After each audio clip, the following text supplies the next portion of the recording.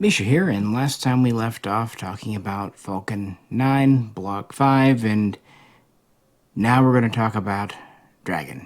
And fun fact, this little simple, frankly cheap, but not horrible model, I believe it was a Matchbox, was the first one I ever picked up of all these. That was about a year ago. Saw it on there, it was like $10. It is diecast, at least the capsule part is. The trunk back here is plastic, but it's around 144 scale is best I can recollect at this time. But this is Dragon 2, or the Crew Dragon. Just like last time, we kind of have to start off a little further back, obviously with Dragon 1, which in some way, shape, or form goes back 20 years. And kind of as I said in the first part of the video, I love doing these. I've been planning on this series. It's not so much dedicated to SpaceX exactly as it is American space travel, because I did a video series on Chinese stuff. It just so happens that when you talk about U.S. space travel today, that means SpaceX. I mean, they're kind of the thing going. So that's why we're here. But anyway, if you could share this on social media, help me get out a little more. It's not something I can do myself, and I do love making these videos, but yeah, it's a little disheartening if you spend hours getting ready for something and it gets 2 views. Yeah, it's not about money. It's just about, it's nice to at least know it was worth the time. Anyway, enough of that blather. Let's get into it and pick up kind of where we left off. And that was here with the Falcon. This has the so-called cargo fairing on top. And this Block 5 version is just about 70 meters tall with this fairing. However, Dragon rides on the same rocket. Here it is. And it's actually a little bit shorter, depending on version, variant, and everything else. About 4 to 6 meters shorter overall, because in some ways it's having to lift a lot less to orbit. You know, the Dragon capsule's about 4,200 kilograms, so over 9,000 pounds. But, you know, it's still a lot lighter than what Falcon can carry. Anyway, going back to time, like I said, 2004, the earliest ideas to make a capsule with SpaceX come out, and in the very beginning, it's private. 2006, NASA gets involved. They get a small contract. Most sources say around 270 to 280 million. Some boost that up to 380 million. Either way, it's the COTS program, basically the Commercial Orbital Transport System. It's really to help companies develop, and that was not SpaceX's big break. That would come a little bit later at the end of 2008 with the CRS, the Commercial Resupply program, you know, the cargo program for the ISS, planning for the end of the shuttle program. Anyway, Dragon is being developed, and they were hoping to get it into orbit test flight by 2009, but they missed that by a little bit. It would be at the tail end of 2010. These are diecast, as I've said. There's, you know, generic Chinese ones that you find on eBay and Amazon, but I thought they're pretty cool. They do have the strong back with them, and again, one of them has the cargo fairing, one of them just has the Dragon on top. The first Dragon was just for cargo only, but that was the whole point of the contract. It would be about 6 meters tall and 3.7 meters wide, so same as the Falcon. And it had an internal volume of about 9.3 meters cubic. We'll do some comparisons later on what that means. And it was powered by 18 Draco thruster things. And then it had this thing called a trunk, and a few different links at that. Let's take this off the pad here. Kind of locks it on the bottom. Come on, there we go. So our Falcon hasn't changed. And again, this is a Falcon 9 Block 5. Dragon never launched on anything but the Falcon 9, but they did use earlier versions like 1.0, 1.1. Even planned to have some crew on 1.2. The first test of the Falcon 9 would be in mid-2010, and then the so-called Demo 1 flight would be December 8, 2010, and that was the first Dragon 1, so cargo by default, to go into orbit and meet its objectives. And this was kind of part of that original COTS program. Essentially, NASA wanted 3 test flights so that SpaceX could demonstrate its abilities, hit milestones. So that was the first one. They got into orbit, they got their capsule up there, it held, and it was recoverable. And then, 2012, between May 22nd and May 25th, Demo 2 kind of made history when the Dragon resupply craft was birthed to the International Space Station as a prototype mission, and was the first commercial craft to do so. And what's interesting is SpaceX had talked NASA into combining test flights 2 and 3 and just making those goals in one. That's why it was up for several days. It was, endurance on station. It makes sense, why do 3 flights when you can do 2? And so everything went well. Therefore, CRS-1 would fly October 2012, and then Dragon would begin routine resupply flights. The original contract, CRS, was for 12 flights, as we discussed. And in 2016, they would add 8 more flights to the program. So there were 20 routine flights and 2 test flights. Dragon 1 flew 22 times. And it was reusable. Again, this one on top here is Dragon 2, but aside from a couple of differences like the Super Dracos, they externally look very similar at this scale. This is about a 1/200 scale, maybe 230. Diecast metal. It's actually got some good weight to it. Really does. Solid. So what could Dragon do? What were the goals? Well, reusable. They wanted to land it and do that. Also, think about it. There was no way to get cargo from space after the space shuttle left. Progress, it burns up. The Chinese various spacecraft burn up too. And the Soyuz can really only bring down a few kilos if it's got a full crew. Even if it's just got 2 astronauts, 2 cosmonauts on board, you're looking at 100, 150 kilos max. There's really no good way to get stuff down from orbit.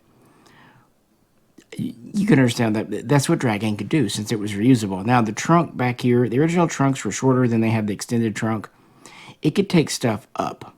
Originally, Dragon 1 could do about 6,000 kilograms to orbit, but if you're going all the way to the ISS and docking and all that, that gets to about 3,400 kilograms. And of those, it could bring about 3,000 back down because the trunk, it housed the solar arrays, but it would be jettisoned right as it was re-entering, meaning only the top part, only the capsule part would come in. Still, at 9.3 cubic meters, you could still get a lot in there. It seems like it was a little under 3,000 kilograms could be brought back down. So easily 20 times that of what Soyuz could do. I think that's pretty cool. Now, these original ones, they used parachutes and water landings, but they had, other ambitions. And they also weren't automated. They could rendezvous alongside the space station, but then they would need to use the Canadarm to birth it. So it didn't have that. But, you know, it was still making history. And it's hard to say otherwise. That was just ice falling, don't worry. And it was really successful. There were one or two, you know, we talked about in 2015, one accident that did delay flying for a bit. But other than that, it was actually a very successful program. And there were other resupply vessels slated, but this seems to have been the one that flew the most and was most successful. Otherwise, they had to rely on Soyuz and Progress. But their ambitions definitely didn't end with the first Dragon. They did practice reusing the capsules. I believe it was CRS-4 was later reused in 2017 as part of the CRS-11 resupply mission.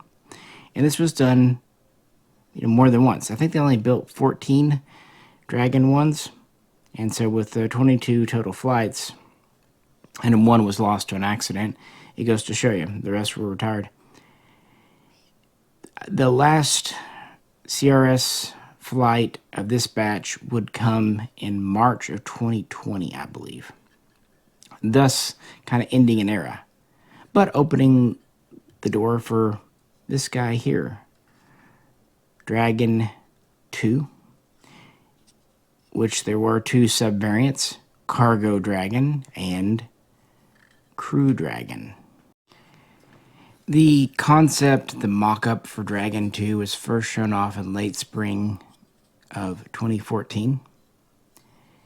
And that fall, NASA pretty much tapped them for the CCP, the Commercial Crew Program. This was kind of the first inkling that they were going to be using a private company to get astronauts into space. At this point, the space shuttle has been retired a number of years, and, well, Constellation was axed in the Obama administration in 2009, and I don't really blame them. Cost overruns are going crazy. Look how much the space shuttle cost. I like the space shuttle, but we have to be real about it. Kind of the reason we're returning to capsules. But this had the important advantage of being reusable. At least this, you know, the capsule was. The trunk still wasn't.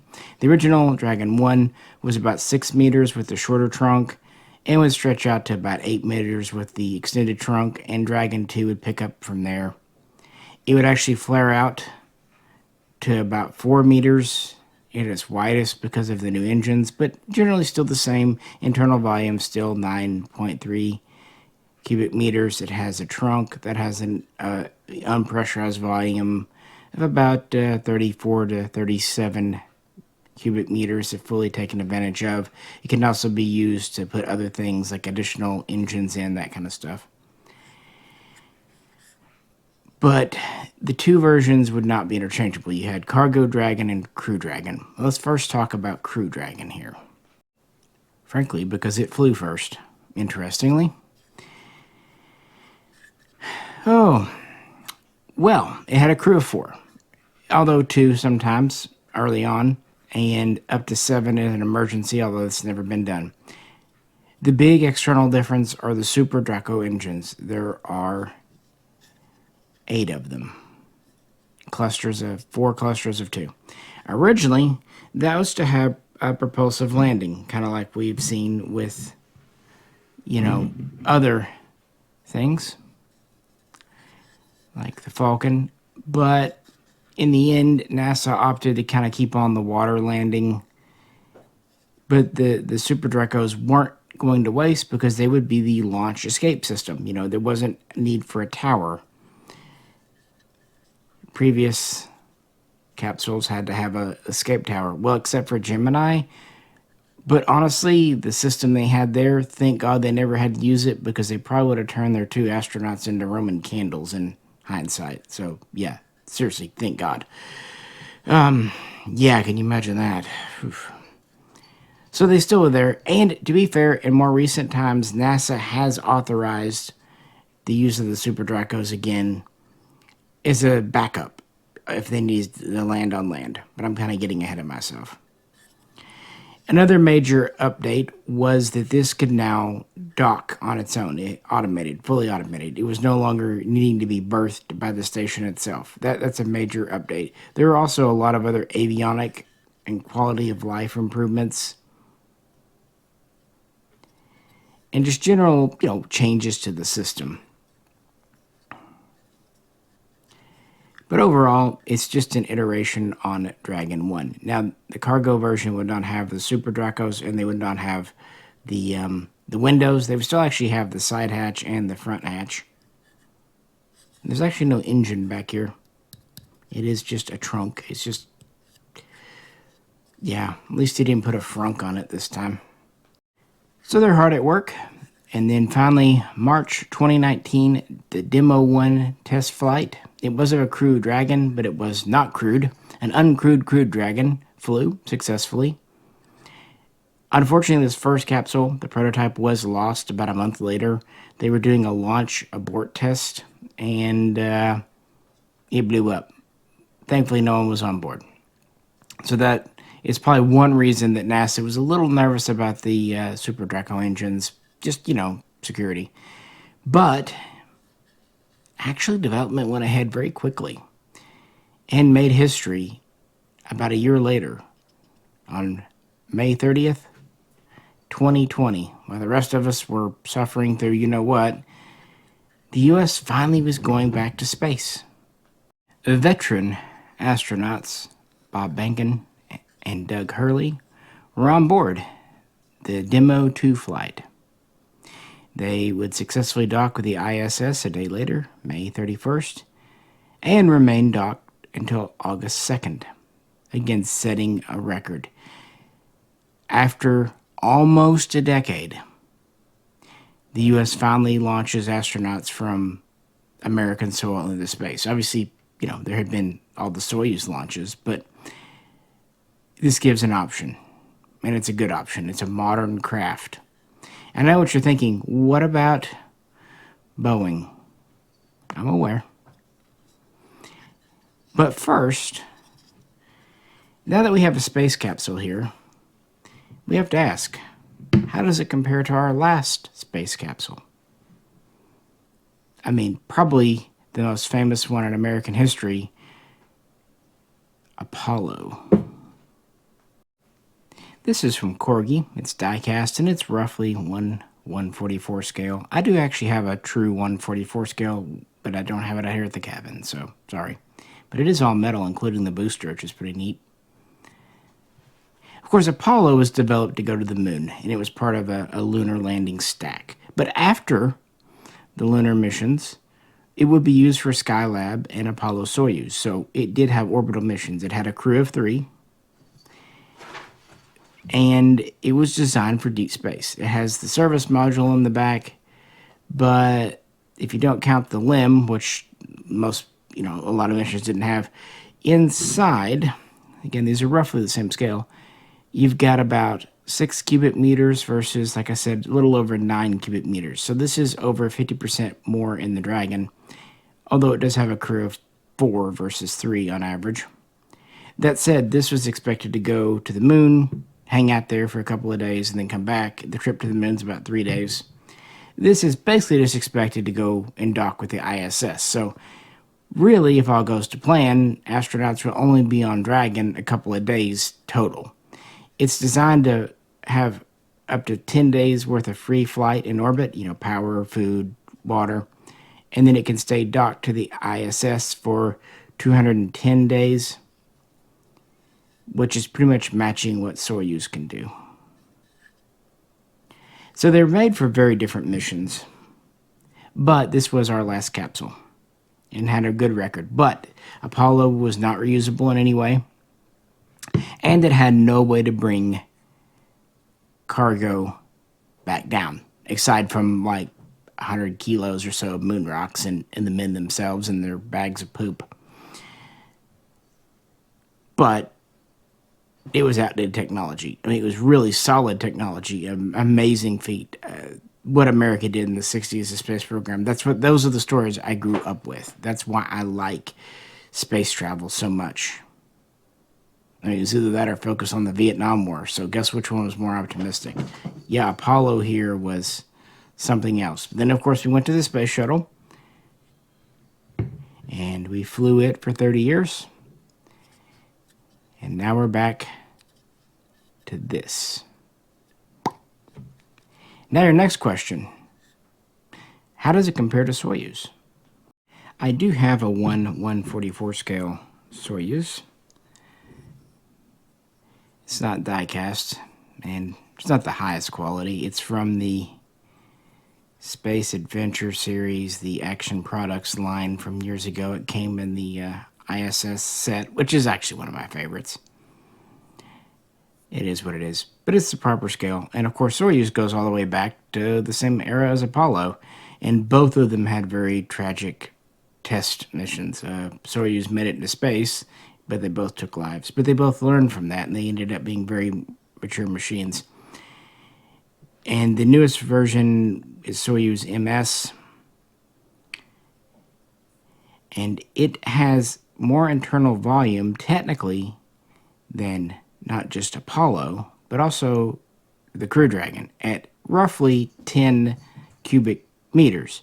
But a good chunk of that is in this orbital module up here. So you have a hatch, and then you have the landing module here.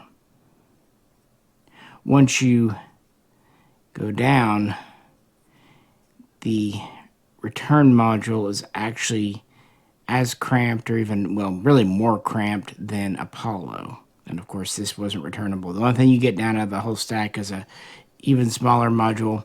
So if it had a crew of 3, it could basically bring a backpack worth of stuff back. Around 40, 50 kilos is already discussed. So it didn't really have that ability.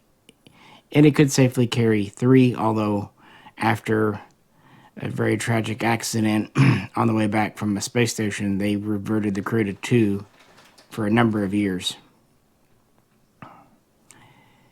But this was the workhorse of Russia, and it's what America had to rely on to get into space. And even though Russia has updated it some, most of this technology is legacy, and it really is showing its age, if I'm being honest with you. Russia was charging America roughly $80 million per seat. Now, the original contract for the CCP for Crew Dragon gave 1 demo flight and then 5 regular flights. This would be expanded about a year ago to at least 15 flights. But NASA and SpaceX estimate that it's about $55 million per seat. That sounds like a lot until you realize, yeah, we're saving $25 million, and more importantly, it's an American-made craft. And because SpaceX is working with the government, they actually do have to hire Americans. Now, when they started off, they just had a few hundred employees. Even nowadays, of course, they employ thousands of people, and they still build a lot of this stuff in-house in their various facilities. This is helping American industry. Love it or hate it, Elon Musk, the program, whatever, there are jobs here. This is not being outsourced, which is good because I'm not worried about Russia. Their space program seems stagnant for a long time. It's there, but it's not doing anything. But there is China's, and we're going to compare that. But I do want to pop back and talk about Cargo Dragon, because its first test flight and first, run would actually not be until several months after the Crew Dragon delivered astronauts to the station. I actually had this one come in last time I was out here at the cabin and almost did this video.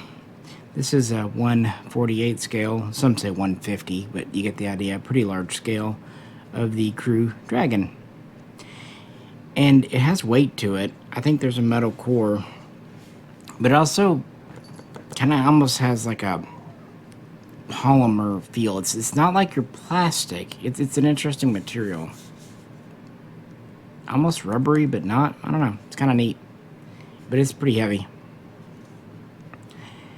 Now, the Cargo Dragon would first launch on December 6, 2020. So months after the first Crew Dragon, and it would be on the CRS-2 supply mission.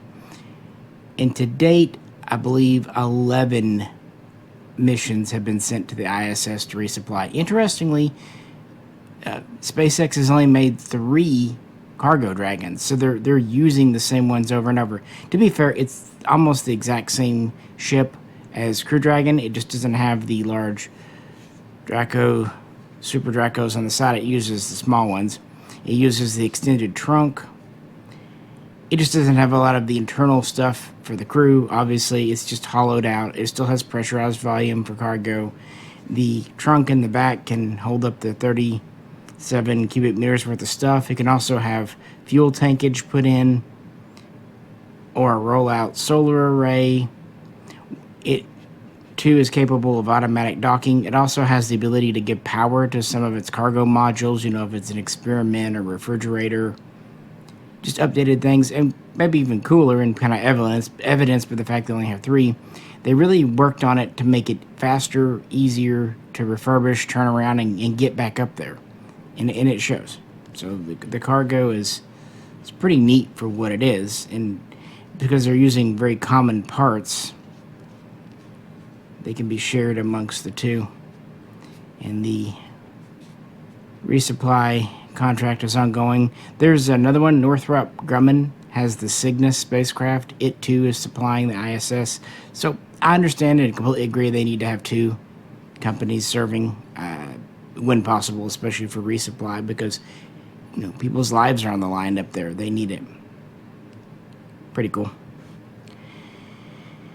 And this one does separate, and the way it does is pretty neat. It has magnets. It doesn't have a peg or something. I don't know why more don't do this. It's really neat. Yeah, it's got weight in here. There's got to be metal inside because it's way too heavy to be plastic. And what's weird about this one, it feels kind of hollow at the top, but then the base has weight. But of course, that's again kind of part of the magnets thing. But I really think that's cool. And then we have, of course, the clamp here that holds them together. We see a version of that since Apollo. And if you're thinking, remember these still have water landings with parachutes. Does this model float? Yes, it does. I had to try it out in my sink. It does. Now, the cargo capacity isn't really different. The only thing I wish there's a little indent that clamp goes to, but I wish there's a little more positive. But other than that, it's pretty cool, I think. Anyway, still about 6,000 kilos to the ISS, and bringing back about 3,000. Because the volume's the same, and of course, in the trunk, that's still going to burn up, so that doesn't really count. One neat thing is, there's a version of the trunk that has Draco thrusters on it. They can actually be used to boost the ISS. Because right now, they're having to use the Progress resupply craft from Russia to do the boosting.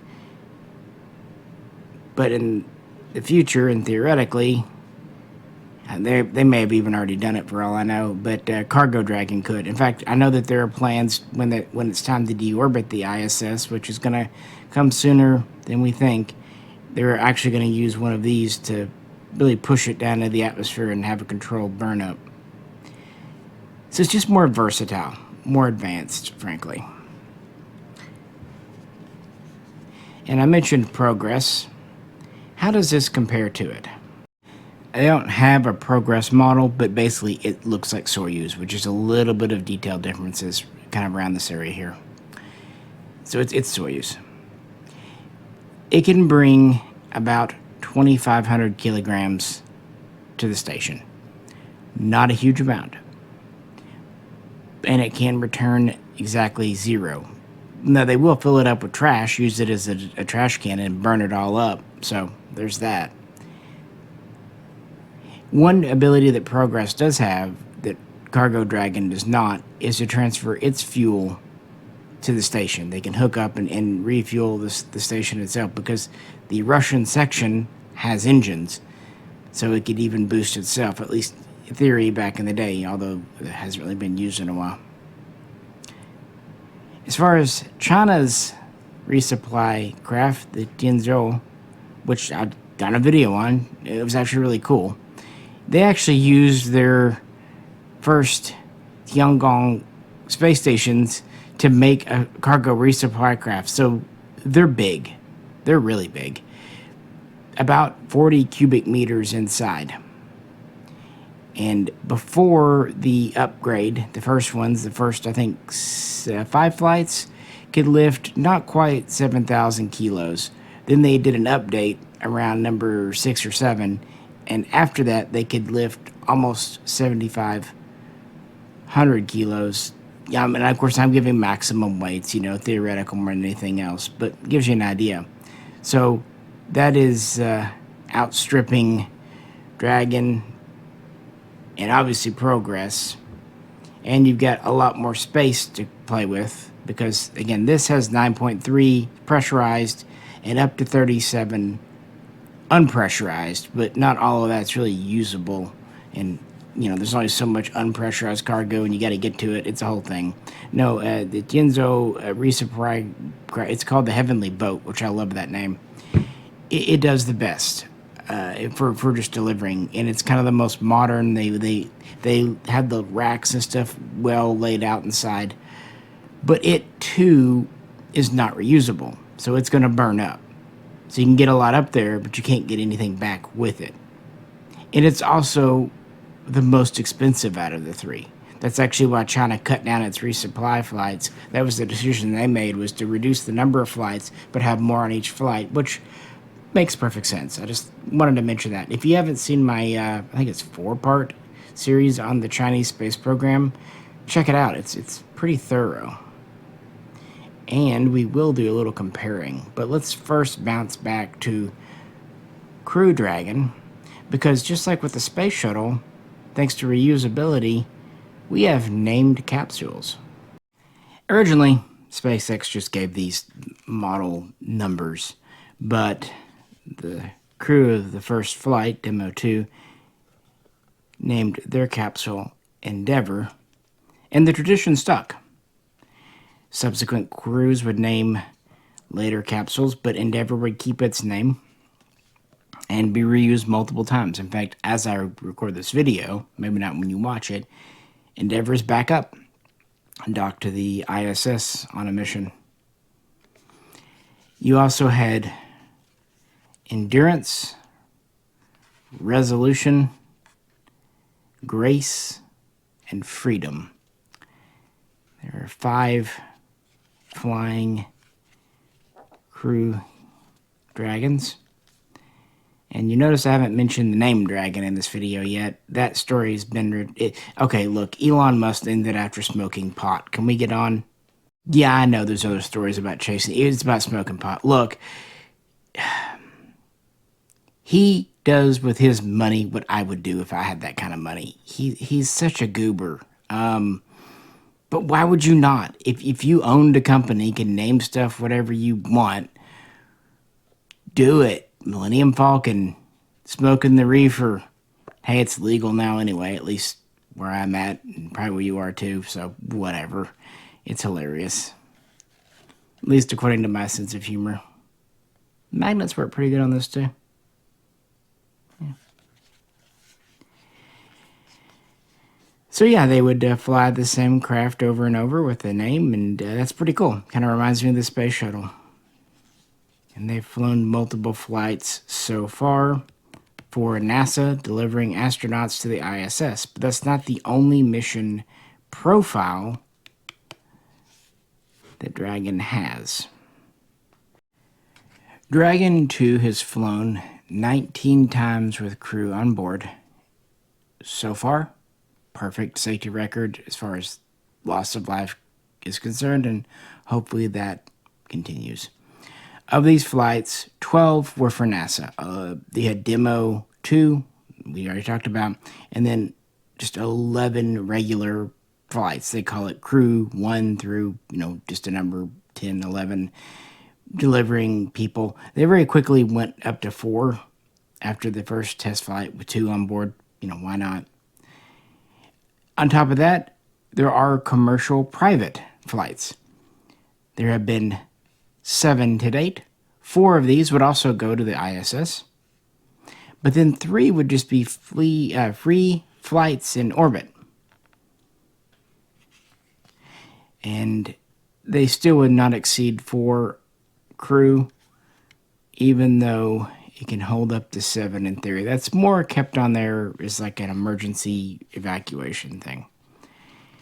Now, the configuration with crew, you have seats, of course, you have touch screens, you have the honestly very important space toilet with a small privacy curtain, no word on smells. You can actually store about 250 kilos of cargo under the seats. And the nose has this cover on it. It's for launch and re-entry that protects vital things. Under it, though, would be the docking port system for the ISS. But when that's not needed, it's a modular nose. You can actually replace it with a window. It's nearly a 4-foot wide window to give a panoramic view. It's kind of, bubbled out. Stick your head in it. I'm sure it would be great unless someone's using the space toilet next to you. But then again, when you've got just about 9 cubic meters to work in, everyone's kind of next to you. So it can be reconfigured for various flights. It's a very clean interior. It's not cluttered with pipes and things everywhere, kind of like Russian construction. There's not much going on in the trunk. It's basically just it houses the radiators for the heat, the solar arrays, and it's, again, the part that's not reusable. It's a new one's made for every time. But to be fair, things like solar arrays need replacing anyway. All the life support, and for that matter, the engines, are in your module. So that can all be refurbished and reused. Now, they'll separate in the upper atmosphere, and this will shoot out drogue parachutes and then full parachutes. It has a total of 6, and do a splash landing. SpaceX always did want to use the Super Dracos for a land landing. And like I said, last year NASA finally approved this again, but only as a secondary measure type thing. There are issues with water landings, as you might imagine. But it's a pretty neat craft. It's got a lot going on, but it also doesn't completely reinvent the wheel. It's not that far removed in a lot of ways from the old Apollo, wherever I said it. Over here, you can definitely see the lineage. And it'll be very interesting to see where it goes, because there's an ongoing mission right now, and there are at least 2 more planned for early 2026. I should just point out, since it's nearby on the table, there were talks about using the Falcon 9 Super Heavy configuration here for manned flight. And it was basically approved for it, but SpaceX pretty much decided that wasn't the way they're going to go. They would go a very different direction, but we're going to talk about that in the next video. I want to wrap this video up by comparing Crew Dragon to its modern contemporaries, other spacecraft that have been developed in the 21st century. So not looking at you, Soyuz. And you know where we're going from here. Actually, in scale, or at least close enough for government work, China's Shenzhou, which has been flying for 20 years now and has a very good record. And yes, I know it's gold. We'll just say it's C-3PO's craft. It is all metal, though. A pretty traditional spacecraft. Definitely based on Soyuz. In fact, China got the data from Russia. They didn't actually steal it. They bought it from Russia. But they did iterate and improve, for example, computer systems, automated systems. They also gave it a much larger and more capable orbital module. It's quite a bit larger here. This is actually capable of being left in orbit and staying up on its own and being reconnected with and docking with. It has its own airlock and atmosphere. And the internal volume is actually about 14 cubic meters with the descent stage and the orbital stage, with a good chunk of that being in that orbital stage. So it's quite a bit roomier than everything else we've looked at so far. And while you can leave the orbital module in space and rendezvous with it again, you still can't deorbit it. So the only thing that comes back is our descent module, and that really doesn't have much more capacity than Soyuz. A maximum crew of 3, it can bring back 40-50 kilograms at most of cargo. And it too is not reusable. Now, it does land on ground, on hard surface, just like Soyuz, so that might be considered to be a benefit.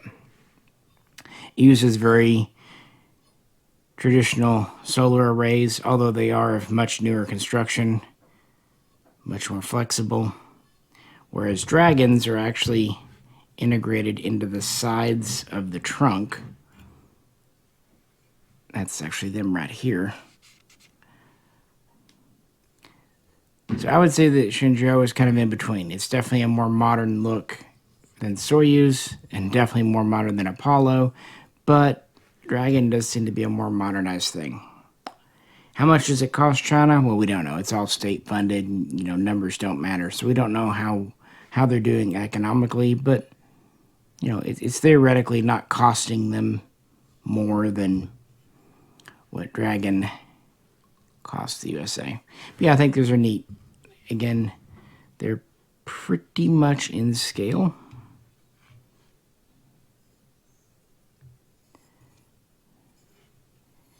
Even if this one's gold. You can remove this one from its pedestal, its base. I just don't want to tonight. You know how it goes. So that's one. That's what China's doing. And they're having a really good luck with their Tiangong space station. I think it's a very admirable project, I'm not going to lie. Perhaps less admirable. NASA did not just hire SpaceX for the CCP, low Earth orbit, and to go to the ISS. Understandably, they got a second contractor, and they actually paid them more money, and they really thought that SpaceX was the much more likely to fail. They were much more optimistic about the Boeing CST-100, aka the Starliner. This is another 1/48 scale, so roughly in scale with Dragon here. This is a Darren model for what it's worth. It's okay quality. This is what they came up with. And whereas the seat on a Crew Dragon is estimated about 55 million, a seat on the Starliner is estimated at 90 million. So slightly more than what Russia was charging for Soyuz, but you're still flying in America, and it is a modernized spacecraft. Is it worth the extra money? Well, anyone who's followed the news knows kind of how that all went.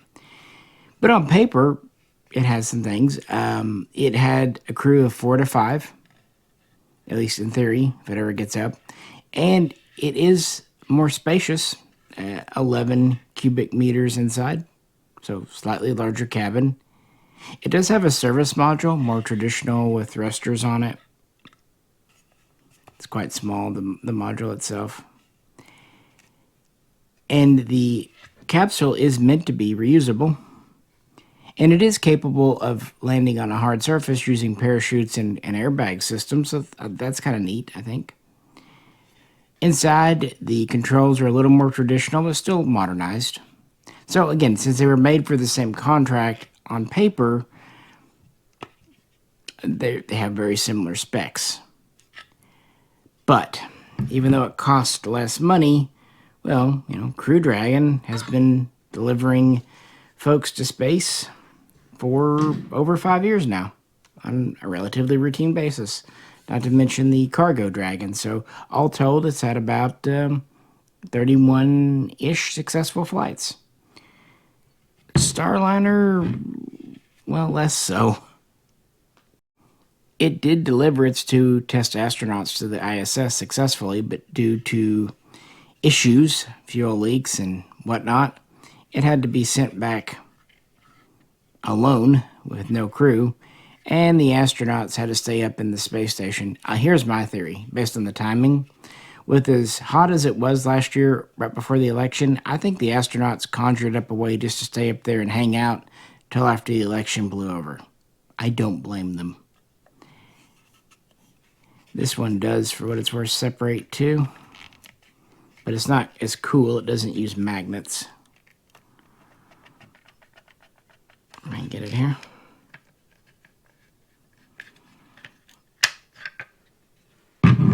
This is just straight up plastic. That's fine. I just want an example. Just use a big hole. Here's your service module. It's not a cargo module. It is, a support thing. So that has to be rebuilt because it's not reusable. Here the 2 capsules are together. You can see that the Boeing is wider, larger. Although, yeah, Crew Dragon is a little bit taller. They're pretty similar, honestly. And Starliner here, we don't really know its max cargo capacity, especially back from orbit, but we've seen at least 350 kilos, so it can definitely bring more back than prior spacecraft outside of SpaceX's effort. And I think, look, I understand the naysayers, with Falcon and all that, backing other things. This was the time to show which was the way forward. Kind of the traditional aerospace way of doing things that was represented by Boeing, who, bought McDonnell Douglas years ago, or the SpaceX way of doing things. I think we've seen both money-wise, time-wise. I'm not saying there still aren't some valid points to the old traditional way of doing things. As I mentioned in the first video, Elon had to learn what corners he could cut and what corners he could not. And it seems like now that lesson is sunk in. Conversely, Boeing is having their own issues because of bloat and maybe too many cooks in the kitchen. SpaceX has had the issue, especially in the past, of Elon being the decision maker only. Whereas the Boeing project, it's gone in too many different directions, just overruns, overflows, blowing through schedules. Elon's schedules have always been ridiculously optimistic and just push. There's a time for that, and there's a time for caution. And you're seeing the kind of the two extremes, and we're also seeing which one kind of works out the best overall. Let's just hope that, all the flying spacecraft today continue to do well. It's interesting that the whole space plane concept, like the space shuttle, the Buran in Russia, even China looked at making one. That doesn't seem to be the way forward, especially as we go past low Earth orbit, because both the Starliner and Dragon, that's all they're meant for, a low Earth orbit regime. That was what the CCP was for. The theory was, when NASA did it, that would free up them to focus on deep space, return to the moon, and go to Mars. The Artemis program, Orion, and all that. So NASA is still in the capsule game, but it's going a different direction, and that's a story for a different video, because next time we're going to look at what is the most ridiculous and ambitious program Elon Musk has ever done, just to show that he's still doing it, even at his older age, for better or worse. And frankly, the jury is still out if this gamble is gonna succeed. On the one hand, I don't see how it could. It's so radical. On the other hand, Falcon and Dragon, by all rights, should not have succeeded, and they have. So, well, next time we will talk about Starship and how Elon has never forgotten about going to Mars. He could have just watched The Martian. By the way, Matt Damon better than Ben Affleck. I mean, together they're great, but if you let me pick one, Matt Damon. Argue with me in the comments. And there you have it, part 2. See, didn't have to mention Elon Musk as many times here because I wanted to talk about the Dragon's history, and he was definitely involved, but it seems like less so when you look into the Dragon itself. Obviously, it was by his orders, but it's a space capsule. It's a little more straightforward, but these are, again, made in-house by SpaceX with very little outsourcing of major components. And that has let them keep their launch costs down. And they're still launching plenty of Falcons with commercial satellites and stuff on board, too. No more Teslas, as far as I'm aware, though. They need to do that again. With that, this is Misha. On behalf of Peanut, we'll both catch you very soon next time.